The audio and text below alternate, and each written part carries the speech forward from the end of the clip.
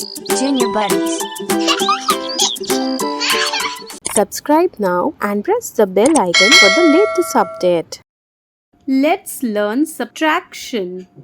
Do you know what all those lines are for? They are the subtraction symbol, the minus sign. Do you know how to subtract? It's easy. Don't worry, I will show you how. The largest number, please step forward. Great! Now we just move the largest number to the beginning. 4 minus 3 equals to 1 and 4 minus 1 equals to 3. Next group, please. 3, 4 and 7. Okay, biggest number, please move to the beginning. 7 minus 4 equals to 3 and 7 minus 3 equals to 4. Now you try a few. These cupcakes look awesome. Are you hungry? Come on, don't be shy. Have one. Do you know you have just done a subtraction without realizing it? We subtract to know how many things we have left after taking away some of them, just like you did with this cupcake.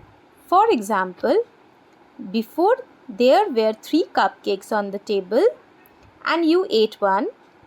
So if you take one away from 3, there will be 1 and 2 cupcakes left. 3 minus 1 equals 2. Well done. See how easy it was. We can also do horizontal subtractions. It's done in the same way. 3 minus 1 equals 2. Awesome! Hi everyone. This theme park is just awesome. Are you having a good time?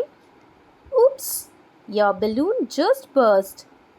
That's a great way to learn how to do subtractions. Would you like to practice for a while?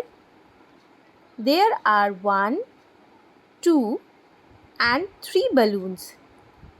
And I am going to see if I can burst one of them. The subtraction we need to do is 3 minus 1. This means there are 3 balloons and I have burst one. I am going to aim well to see how many I have left. Fantastic! I aimed well. Let's see how many there are now. 1 and 2. There are 2 balloons left.